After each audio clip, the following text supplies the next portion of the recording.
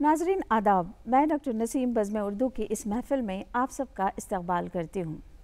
आज की इस महफ़िल में हम कोविड-19 के चलते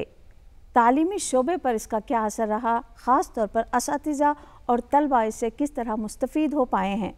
उन तमाम बातों पर आज हम बहस करेंगे। कहा जाता है कि मुअल्लिमी का जो पेशा है बड़ा ही पाकीज़ा और बावक़ार पेशा है। हमारे समाज में उस्ताद को एक अहम मुकाम दिया गया है।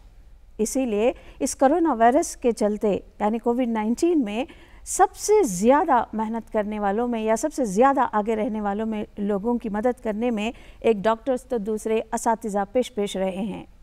तो असातिज़ा ने एक तो दर्स तदरीस से वाबस्तगी भी रखी और दूसरे जो ड्यूटी या जो फ़राइज़ उनको हुकूमत की जानिब से दिए गए थे उसको भी वो बखूबी निभाए हैं। आप सब जानते हैं जैसे कि इस वायरस के चलते तमाम निज़ाम जो है दुनिया का दरहम बरहम होकर रह गया है, लेकिन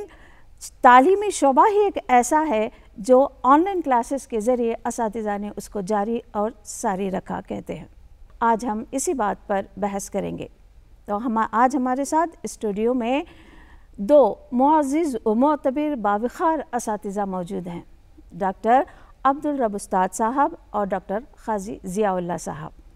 ये दोनों ऐसी शख्सियतें हैं जो अपने शागिर्दों के लिए हमेशा रफ़ीक़ और शफ़ीक़ साबित हुई हैं। चलिए तो ऐसी असातिज़ा से मैं आपकी गुफ्तगू करवाती हूँ। तो डॉक्टर ज़ियाउल्लाह साहब और डॉक्टर अब्दुल रब साहब का मैं डी चंदना की जानिब से बज़्म उर्दू की इस महफ़िल में इस्तक़बाल करती हूँ सर। शुक्रगुज़ार। तो क़ाज़ी ज़िया साहब से मेरा सवाल है कि इस कोविड-19 के चलते हालात किस तरह बदल गए हैं, इस पर रोशनी डालें। यकीनन हालात बदले हैं और यहाँ कोविड-19 की वजह से समाजी सतह पर हो, माशी सतह पर हो जी, और इंसानी अक़दार के सतह पर हो, तब्दीलियाँ रोनुमा हुई हैं। जी सर। मोहम्मद अलवी का एक शेर इस वक्त याद आता है कि इन्हीं लोगों से मिलकर खुश हुआ था, इन्हीं लोगों से डरता फिर रहा। बहुत तो एक तरह से ऐसा माहौल पैदा हो गया था जैसे हर कोई एक दूसरे को, चाहे वो करीबी रिश्तेदार हो कोई भी हो, शक व शुबे की नज़र से देख रहा था। लेकिन इसके साथ ही साथ ये जो कोविड-19 जिसे कहते हैं, इसकी वजह से हालात नागहानी जब पैदा होते हैं तो उसे कैसे हम लोग उसका सामना करने के लिए तैयार होना है, ये भी एक तरह से हमको इससे सबक मिला है। ये अगर हम तारीख़ देखेंगे, तारीख़ को हवाले से देखेंगे तो समाजी तारीख़ में जो ये इस वबा की वजह से एक तेज़ रफ्तार तब्दीली अब आई है, समाजी तारीख़ में शायद ही ऐसी तब्दीली इतनी तेज़ रफ्तारी के साथ रोनुमा हुई हो। एक तारीख़ कभी तारीख़ में हमने ऐसा देखने को बिल्कुल नहीं मिला था, ये पहली बार है। इससे जो एकदम तेज़ रफ्तारी के साथ मुख्तसर अरसे में ये जो हालात में रोनुमा तब्दीलियाँ आई हैं, ये बहुत ही चैलेंजिंग भी हैं और इसके लिए हमें कैसे एकाएक जब नागाहानी चीज़ें आती हैं तो कैसे उसके लिए मुस्तैद होना है, उसकी तरफ भी तवज्जो। क्या ये जो तब्दीलियाँ रोनुमा हुई हैं ये हमारे लिए कारआमद रही है, आप समझते हैं, या परेशान कौन? देखिए, तब्दीलियाँ तो तब्दीलियाँ होती ही हैं और उसके साथ तब्दीलियों का होना ज़रूरी भी है, लेकिन जब हम देखते हैं, इस पर गौर करते हैं तो तब्दीली हमेशा हर वक्त एक तरक्की की तरफ ज़ामिन होती है। लेकिन जब तब्दीलियों का आगाज़ होता है तो उस वक्त अक्सर लोग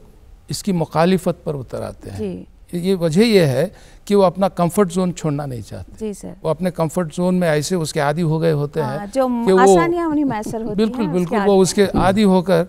शिद्दत से उसकी मुखालिफत करते हैं। लेकिन तरक्की के लिए, इंसानी तरक्की हो या जो भी है, उसके लिए तब्दीलियों का होना ज़रूरी है और इस कोविड की वजह से भी वाक़ईतन बहुत सारी तब्दीलियाँ, जैसे मैंने अभी बताया था, रोनुमा भी है। क्लासेस की सतह पर भी लीजिए, असातिज़ा और शागिर्दों का जो ताल्लुक़ है उसके सतह पर लीजिए, हुकूमत जितनी संजीदगी से इसको लेकर ऑनलाइन क्लासेस की तरफ ये इनको असातिज़ा और बच्चों को ये किया था, ये एक तरह से चैलेंजिंग भी है और इससे एक नई रविश की तरफ हमारी मोड़ा है हम लोगों को। ڈاکٹر عبدالرب صاحب، آپ بتائیے کہ حالت حاضرہ میں کووڈ-19 میں ہمیں کون سی دشواریوں کا سامنا کرنا پڑا؟ آپ کیا سمجھتے ہیں؟ دیکھیے، اب اس کو ایک وبا کہا گیا ہے، بیماری کہی گئی ہے۔ سابق میں ہم نے دیکھا اور سنا اور پڑھا یہی ہے، تاریخ یہی بتاتی ہے کہ کوئی وبا آتی تو وہ اپنے علاقے کے لیے آتی تھی، جس سے ایک چھوٹا سا علاقہ متاثر ہوتا، لیکن یہ اس وقت عالمی سطح پر اس نے متاثر کر دیا ہے۔ اب اس میں کوئی بڑی بڑی ترقی پذیر ہی نہیں بلکہ ترقی یافتہ ممالک بھی اس سے متاثر ہوئے ہیں۔ تو اب ہم اگر جب لٹریچر کا مطالعہ کرتے ہیں تو ہمیں ملتا ہے کہ غالب نے برسوں پہلے کہا تھا کہ رہیے اب ایسی جگہ چل کر جہاں کوئی نہ ہو، ہم سخن کوئی نہ ہو، ہم زباں کوئی نہ ہو۔ یا افتخار عارف کا یہ شعر تو میں سمجھتا ہوں کہ ان کووڈ کے حالات پر بالکل صادق آتا ہے کہ نہ جانے خلق خدا کون سے عذاب میں ہے، نہ جانے خلق خدا کون سے عذاب میں ہے، ہوائیں چیخ پڑیں التجا کے لہجے میں۔ تو آج کوئی بھی کسی بھی طبقے سے کیوں نہ تعلق رکھتا ہو متاثر ضرور ہوا ہے، لیکن عالمی طور پر WHO ہو یا پھر حکومتیں ہوں، اس کے تدارک کے لیے جو کارنامے نمایاں انجام دے رہے ہیں اس کا ہم عوام کو دل سے استقبال بھی کرنا چاہیے اور ان کا استعمال بھی کرنا چاہیے۔ یقیناً دشواریوں کو دشواریاں نہ سمجھیں آپ۔ نہیں، وہی تو ہے نا، دشواریوں جیسے ابھی ڈاکٹر صاحب نے کہا کہ چیلنجنگ کے طور پر لینا ہے، کہ اس کا مقابلہ کرنا ہے، ہمت ہار کے تو نہیں بیٹھنا ہے۔ تو یہ اب ظاہر ہے کہ بھئی متاثر ہونے والوں میں امیر غریب کوئی نہیں، یہ سبھی متاثر ہیں اس میں سے۔ لیکن اب طبقہ کہ اب اگر تعلیمی طور پر دیکھیں، معاشی سطح پر دیکھیں، سماجی سطح پر دیکھیں، اقتصادی سطح پر دیکھیں، ہر جگہ بہرحال اس کے اثرات مترتب تو آپ کیا کہتے ہیں تعلیمی سطح پر کتنا متاثر ہوا ہے؟ تعلیمی سطح پر اب دیکھیے، اعلیٰ تعلیمی طبقہ تعلیمی سطح پر دیکھیے، عمومی بات میں کہوں گا، عوام بھی کہہ رہے ہیں کہ بھئی کیا صرف اسکول کالجز کو بند رکھنے سے کووڈ ختم ہو جائے گا؟ سوالات تو ایسے بھی پیدا ہو رہے ہیں، لیکن بات ایسی نہیں ہے۔ کووڈ کا مقابلہ، چونکہ اب اسکول یا کالج یا یونیورسٹی کی سطح وہ ہوتی ہے جہاں پر طلبہ ایک جمع غفیر وہاں ہوتا ہے، میل جول، تو سوشل ڈسٹنس کو اختیار کرنے کے لیے، بروئے کار لینے کے لیے ضروری تھا کہ وہ کالجز کو، یونیورسٹیز کو بہرحال بند کر دیں تھوڑی دیر کے لیے، لیکن اس کا متبادل کیا ہو سکتا ہے؟ تو متبادل یہ تھا کہ اب علم حاصل کرنے کے لیے طالب علم ادارے کو، کالج کو، یونیورسٹی کو پہنچ رہا ہے، لیکن اب استاد اس کے گھر تک پہنچے گا۔ یہ دراصل کہ اب ہمیں انٹرنیٹ کے ذریعے ہو، آن لائن تعلیم کے ذریعے ہو، وہاں تک پہنچنا ہے۔ اب اس کے لیے کیا کیا کوششیں اور کاوشیں ہو سکتی ہیں، وہ اپنی اپنی سطح پر بہرحال ہو رہی ہیں۔ جی سر، ڈاکٹر ضیاء صاحب آپ بتائیں کہ اس دوران بچوں کی تعلیم کتنی متاثر ہوئی ہے؟ یقیناً متاثر ہوئی ہے اس سے۔ دیکھیے، آف لائن اور آن لائن دونوں کو اگر ہم لیں گے تو آف لائن کا جو ایک کلاسز کا استاد سامنے ہوتا ہے، اس سے جو ایک ماحول رہتا ہے بچے کو پڑھنے میں، سمجھنے میں، وہ ایک حد تک آن لائن میں نہیں ہوتا۔ دیکھیے، آن لائن کے اپنے فائدے بھی بہت سارے ہیں اگر ہم لیں تو اس سے ٹیکنالوجیکل اسکل ہے، اس سے واقفیت ملی اساتذہ کو بھی۔ تو روایتی تعلیم میں جب ہم لوگ تھے تو وہاں پر ایک حد تک یہ آن لائن کا ٹیکنالوجی کا استعمال ہو رہا تھا، لیکن آن لائن کلاسز میں اس کا استعمال تو ہوا۔ اب یہ دشواریوں کا جب سوال آتا ہے تو یہ ہمیں یہ سوچنا ہے کہ ہر ایک کی جو معاشی حالت ہو یا گھر ہو ایک سا نہیں ہوتے، کہیں گھر چھوٹے ہیں، کہیں بڑے ہیں، کلاس روم کا ماحول نہیں مل رہا ہے۔ تو ایسی صورت میں یہاں پر مالی مشکلات بھی آئیں۔ جی سر، مطلب کئی بچوں کے پاس فون نہیں ہے، اسمارٹ فون چاہیے، لیپ ٹاپ، کمپیوٹر، اور دیہی اور شہری علاقے بہت۔ تو اب یہاں پہ دیہی علاقوں میں انٹرنیٹ کی کہیں سہولت، اخباروں میں پڑھا تھا ہم لوگوں نے کہ اس کی تلاش میں درختوں پر بھی مچان بنا کر بیٹھنا پڑا تھا، ایسی یہ صورتحال تھی۔ تو ایسی دشواریاں جب آئی تو اس کو کیسے قابو پا کر ان تک پہنچایا جائے، اس تعلیمی معلومات کو، اس کی طرف اساتذہ بھی غور کیا اور کئی نئے طریقوں سے اس کو، چاہے جیسے آپ نے کہا کہ اسمارٹ فون نہیں ہے تو اس کا متبادل کیا ہو سکتا ہے، اس کو بھی تلاش کیا۔ کیا آپ سمجھتے ہیں کہ جو ہم نے مطلب تکنیکی علوم کا سہارا لے کر جو علم ہم پہنچا ہے ان تک، یہ پورے 100% بچوں تک پہنچا ہے؟ بالکل، اس میں 100% کہہ نہیں سکتے جی لوگ 100% کہہ نہیں سکتے، تقریباً 60-65% تک اس کا استفادہ کیا ہے بچوں نے۔ تو کیا یہاں آپ پوری طرح تشفی بخش آپ کہہ سکتے ہیں کہ جیسے ہم کلاس روم میں کلاس لے کر باقاعدہ ہمارا علم طلبہ میں منتقل کرتے تھے، وہی بات آن لائن کلاسز میں بھی دکھائی؟ یہاں پہ میں اگر آپ اگر بہت اچھا سوال ہے، دیکھیے اسکول کا ماحول جی اور آن لائن کلاس میں یہاں پہ اسکرین پہ ایک استاد 6-7 بچوں کو ایک مرتبہ دیکھ سکتا ہے جی، کلاس روم میں وہ 24-25 جتنے بھی بچے ہیں اوپر نظر جتنے بھی ہیں ان پر اس کی نظر ہوتی ہے جی، وہاں پہ ایک طرح سے ان کو کیا ہوتا ہے کہ بچوں کا اٹینشن اساتذہ کی طرف، اساتذہ کی توجہ بچوں کی طرف ہوتی ہے۔ اب اسکول کا جو ماحول ہوتا ہے اس ماحول میں اب آپ اگر تعلیم کا کتابیں ہی تعلیم نہیں ہوتی، نصابی کتابیں ہی تعلیم نہیں، بلکہ اس کے ساتھ دیکھیے کہ اگر آپ دیکھیں تو تقریباً 25 سے 30% ہی یہ نصابی کتابوں کی تعلیم کا استعمال ہوتا ہے۔ وہاں بچہ جب اسکول آتا ہے تو وہاں پہ وہ اس کا سوشل انٹیلیجنس وہ سیکھتا ہے، انٹریکشن ہوتا ہے، اور اس کی سوشل لائف ہو یا ربط و ضبط ہو، یہ تمام چیزیں آن لائن کی وجہ سے جہاں پڑھائی کا فائدہ ہوا وہاں پہ ان تمام چیزوں سے محروم ہو گیا، جس کی وجہ سے اکثر اسے لگا کہ ایک قید و بند میں ہے، ایک طرح سے 4 دیوار، اور وقت بھی محدود کر دیا گیا، اور محدود وقت ہے، اور 7-8 گھنٹے تک بیٹھتا ہے مسلسل بیٹھنا پڑتا ہے ٹی وی کے سامنے یا اسمارٹ فون کے سامنے۔ اس کی وجہ سے اس کے اندر ایک طرح کا سٹریس آتا ہے، اور بینائی کی طرف بھی تھوڑی بہت بینائی پر بھی اثر ہوا ہے، یہ چیزیں ہیں۔ لیکن صرف پڑھائی کی طرف اچھا، اور ایک بات یہ ہے کہ اساتذہ نہیں ہے، پیرنٹس کو چاہیے، والدین کو، کہ وہ اساتذہ کا رول ادا کریں، اس کو دشواریاں جو بھی آتی ہیں اس کو دور کرنے کے لیے وہ والدین کی ذمہ داری ہوتی ہے۔ حکومت کی طرف سے سہولتیں دی گئی، لیکن ہم کو چاہیے کہ والدین کو کہ وہ اس کی طرف بھی توجہ دیں کہ بچہ کہاں تک پڑھ رہا ہے۔ ڈاکٹر عبدالرب صاحب، آپ بتائیں کہ یہ دشواریاں تو رہیں گی ہی جب ہم آن لائن کلاسز کی بات کر رہے ہیں، تو یہ اعلیٰ تعلیمی سطح پر کتنا کارگر ثابت ہوا ہے؟ دیکھیے، یہ کووڈ تو ابھی آئے 2 سال ہو گیا، وگرنہ پچھلے 10 سالوں سے ہماری کرناٹک میں بھی اور آل انڈیا سطح پر بھی اعلیٰ تعلیم کے سلسلے میں یہ بات ہو رہی تھی۔ ICT آپ نے ایک سنا ہوگا، انفارمیشن اینڈ کمیونیکیشن جو ٹیکنالوجی ہے اس کا استعمال کیسے کیا جائے، یہ تو چل رہا ہے، شروع سے چل رہا ہے، لیکن اس کے لیے ادارے جات ہوں،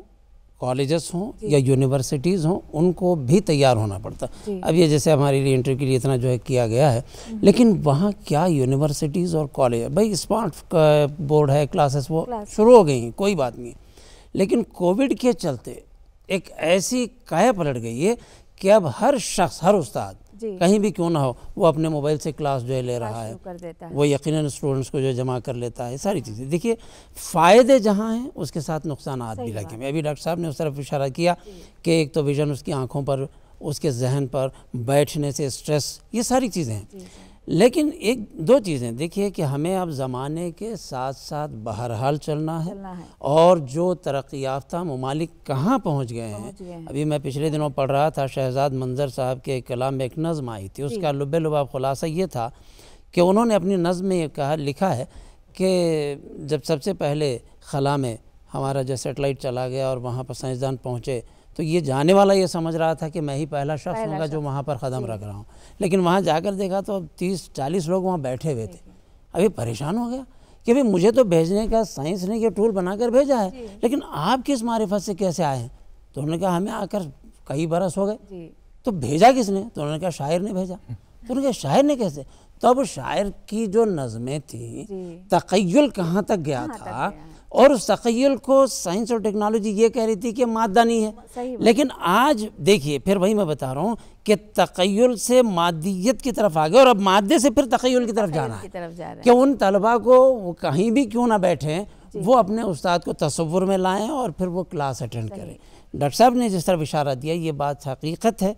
کہ کلاس روم کی جو اسٹڈی، جو تعلیم ہوتی ہے، وہاں صرف نصابی تعلیم نہیں ہوتی، اس میں استاد کی جو کیفیت ہوتی ہے، اس کا بولنے چالنے گفتگو کرنے کا طریقہ ہے، اس کی ڈریسنگ ہے، اس کا جو ہے کردار ہے، میل جول ہے، یہ سبھی طلباء پر اثر انداز ہوتے ہیں۔ تو اگر یہ ہماری ٹیکنالوجی اس کو فلفل کر رہی ہے تو میں سمجھتا ہوں کہ یقیناً وہ کارآمد رہے گی، وگرنہ اس کے ڈی میرٹس بھی رہیں گے، اس کے نقصانات تو بہرحال ہیں۔ اخلاقی اقدار کی اگر آپ بات اخلاقی اقدار جو ہے پیچھے رہ گئے ہیں، یقیناً پیچھے رہیں گے۔ تعلیمی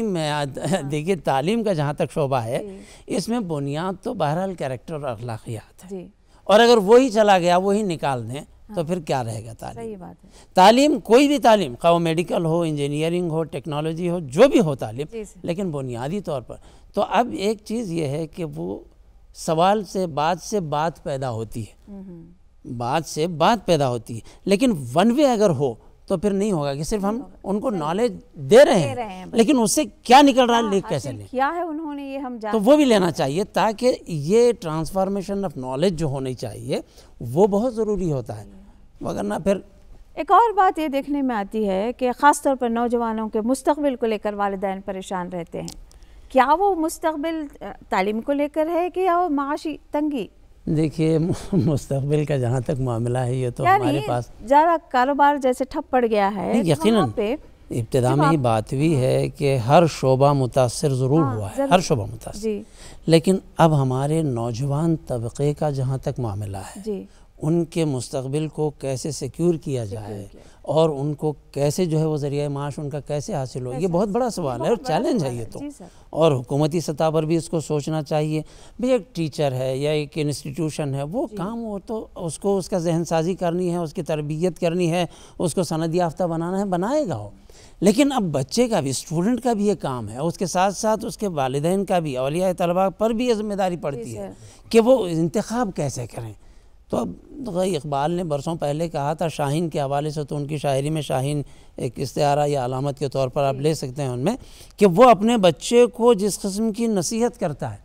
وہ کہتا ہے شباب اپنے لہو کی آگ میں جلنے کا نام، ہے شباب اپنے لہو کی آگ میں جلنے کا نام، سخت کوشی سے ہے تلخ زندگانی انگبی۔ تو اگر اپنی زندگی کو جو تلخ سمجھ رہے ہیں اس کو انگبی میں بدلنا ہے تو سخت کوشی لازم ہے۔ اب وہ سخت کوشی ہر جگہ پر کام کر جاتی ہے کہ اب مجھے محنت تو بہرحال کرنی ہے۔ کوئی استاد جو ہے کسی شخص کو، کسی طالب علم کو لے جا کر اپنی جگہ پر نہیں بٹھائے گا، کوئی والد اس کے بچے کو جو ہے کسی معیار پر، وہ اس کا کام ہے۔ تو اب ایک طالب علم اپنی تعلیم کا استعمال کرتے ہوئے، اپنی ذہانت کا استعمال کرتے ہوئے، مثبت طرز فکر سے، مثبت رویہ اور پھر نیک نیتی سے اور پورے خلوص اور دل جمعی کے ساتھ کام کرتا ہے تو اس کا یقیناً مستقبل روشن ہو۔ ڈاکٹر قاضی ضیاء صاحب آپ بتائیں کہ کیا یہ مثبت طریقہ ہے آن لائن کلاس کا علم حاصل کرنے کا؟ ایکچولی ہے کیا یہ آن لائن کلاس؟ دیکھیے ڈاکٹر صاحب کہہ رہے تھے ابھی پورا یہ ایک چیلنج ہے۔ اب یہاں پہ ہم کو یہ سوچنا ہے کہ اس تعلیم جو ہم لوگ کانسیپٹ لے رہے ہیں، تصور کر رہے ہیں، یہ تعلیم جو آن لائن کلاس ہے، یہ اب یہاں پہ ہم کو تعلیم کو اس کو حصوں میں بانٹ کر دیکھنا ہے۔ اب تعلیم یہاں پہ پریکٹیکل بیسڈ ایجوکیشن ہے، تعلیم ہے، نان پریکٹیکل بیسڈ تعلیم ہے۔ آن لائن میں آپ یہ دیکھیے گا کہ پریکٹیکل بیسڈ تعلیم کیسے ہوگی؟ نہیں ہو سکتی، مشکل ہوگی۔ نان پریکٹیکل میں بھی کچھ ایسے رکاوٹیں آتی ہیں، تو یہ ایک چیلنج ہمارے سامنے آیا ہے، اساتذہ کے سامنے ہے کہ اب یہاں پہ بچوں کو، اب آپ میڈیکل لیجئے، انجینئرنگ لیجئے، یا روایتی تعلیم میں جو سائنس کے یا کامرس کے لیجئے، اس میں جو پریکٹیکل ضروری ہے وہاں پہ ان کو آن لائن کلاسز وہ سہولت فراہم نہیں ہو رہی ہیں۔ تو اب یہاں پہ یہ جو آن لائن کلاسز ہیں کیا، یہ جو سوال آتا ہے، تو یہ ایک طرح سے بڑا ہی پیچیدہ سوال ہے یہاں پہ کہ یہاں پہ تھیوریٹیکل بیس پہ ہم کہہ سکتے ہیں کہ تعلیم کے لیے فعال ثابت ہو رہا ہے۔ بچوں کو ٹرانسپورٹیشن کا، شہری ماحول میں دیکھیں تو ٹرانسپورٹیشن کا جو وقت ہے وہ بچ رہا ہے، اور گھر میں بیٹھے تعلیم حاصل کر رہے ہیں، ڈسپلینڈ ہے، وقت پہ کلاس میں وہاں پہ یہ ہو رہا ہے۔ لیکن کچھ جو چیزیں یہاں پہ میں نے جیسے ابھی بتایا کہ پریکٹیکل بیسڈ، اس کے لیے آن لائن کلاس کہاں تک سود مند ہے، اس پر سوچنا چاہیے۔ سر ایک اور بھی یہ ابھرتا ہے کہ خاص طور پر والدین، اگر بچہ وہ خوش ہو رہے ہیں اپنی جگہ کہ ہماری دیکھ میں علم حاصل کر رہا ہے، ہاں مطلب ایک دور تھا تب کہ آپ کلاس میں علم حاصل کیا کرتے تھے، آج والدین کی دیکھ ریکھ میں بچہ علم حاصل کر رہا ہے، یہ بڑی خوشائند بات ہے والدین کے لیے۔ نفسیات کیا ہے والدین کی؟ شروع میں یہ بہت خوشائند رہی، لوگ خوش ہوئے کہ چلیے جان بچے لاکھوں پائے، اب بیٹھے ہیں، بیٹھ کے یہاں پہ پڑھ رہے ہیں، لیکن رفتہ رفتہ بچوں کے ساتھ ماں بھی بیٹھتی ہے کبھی کبھار، لازمی طور پر ان کا بیٹھنا ضروری ہے، لیکن یہاں پہ یہ ہوا کہ جیسے جیسے سماجی ہو یا مالی مشکلات ان کا جب سامنا کرنا پڑا تو بچہ وہاں پہ وہ خاموش بیٹھ کے دیکھ نہیں سک رہا تھا، وہ سائلنٹ اسپیکٹیٹر نہیں تھا، وہ بھی محسوس کر رہا تھا، اس کی وجہ سے ایک طرح سے ڈپریشن کا بھی شکار ہوا بچہ وہاں، ڈپریشن کا شکار ہوا، سٹریس آیا، اور کئی جگہوں پر یہ بھی دیکھنے میں ملا کہ اس کے اندر خودکشی کا رجحان بھی ایسے۔ تو اب یہاں پہ ماں باپ کو چاہیے کہ جو حالات ہیں اس کا سامنا کرنے کے لیے اسے تیار کریں، اس میں حوصلہ مندی لائیں، یہ اس کا والدین کا، ٹیچر کا جو ایک رول تھا، ابھی جیسے ڈاکٹر صاحب کہہ رہے تھے، وہ رول پیرنٹس کو بھی ادا کرنا چاہیے۔ کہاں تک یہ کر رہے ہیں یہ نہیں، تقریباً 80% پیرنٹس نے کہا کہ چلیے ٹھیک ہے اس کو ہم لیں گے، لیکن 20% یہ بھی سوچ رہے تھے کہ کب اسکول کھلے۔ جی عبدالرب صاحب، آپ بتائیں کہ اساتذہ کا کیا اہم رول رہا ہے اس کو ادا کرنے میں؟ آپ کیا کہنا چاہیں گے کہ اس آن لائن کلاسز کو مزید بہتر کیسے بنایا جا سکتا ہے؟ نہیں، بہتری دیکھیے، خواہ وہ آن لائن ہو یا آف لائن ہو، ہر استاد کا اپنا ایک لائحہ عمل ہوتا ہے، جی، اس کے تحت وہ اپنی تدریس کو مؤثر بنا لیتا ہے۔ اب ہر شخص کا اپنا اپنا الگ ہے، ڈاکٹر صاحب کا الگ ہے، میرا الگ ہے، آپ کا الگ ہے، تو یہ اس کو مؤثر بنانے میں جی اس کی اپنی اسٹریٹجی کیا ہوگی، لائحہ عمل کیا ہوگا، وہ بنائے گا۔ اب یہ بات درست ہے کہ پریکٹیکل اور نان پریکٹیکل کی جو بات ہوئی، چونکہ اب ہم لٹریچر کے حوالے سے اگر دیکھیں جی تو بہت ساری نان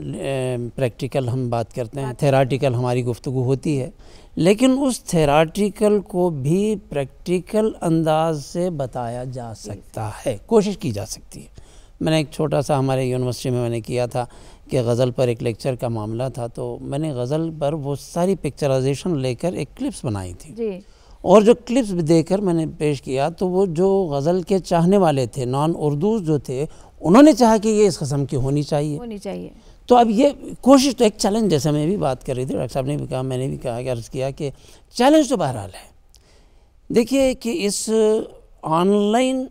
ایجوکیشن نے، جہاں کووڈ نے ہم کو فاصلہ بنانے کی تعلیم دی، لیکن یہ آن لائن نے ہم کو جوڑنے کا ایک جو ہے ہنر سکھا دیا۔ اور ہمارے آج بھی ہم دیکھتے تھے کہ نیشنل لیول اگر سیمینارز کرنے ہوتے تو بڑی دشواری ہوتی تھی کسی کالج یا ذمہ دار کو، لیکن آج جو ویبینار کی وہ صورت میں آ گیا ہے، اور انٹرنیشنل ہم جو بیٹھ کر تمام سے جڑ رہے ہیں۔ تو ٹیچر کی ذمہ داری ہے کہ اس کو مؤثر بنانے کے طریقے کیا ہو سکتے ہیں وہ اپنائیں، اور پھر یقیناً اپنے طلباء کو اپنے